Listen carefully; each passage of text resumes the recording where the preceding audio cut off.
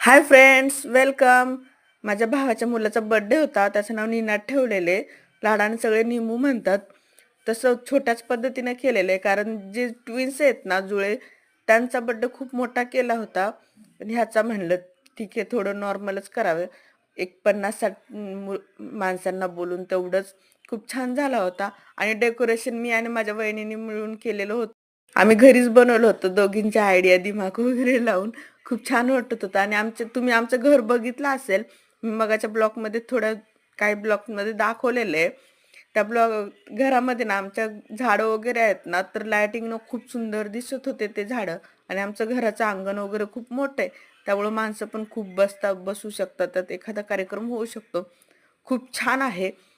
बघितलं नसेल तर जाऊन बघा. आणि बर्थडे पण खूप छान झाला. जेवण वगैरे आणि हा जेवणाचा स्वयंपाक माझ्या बारक्या वहिनीने केलेला आहे. भेटू पुन्हा. बाय.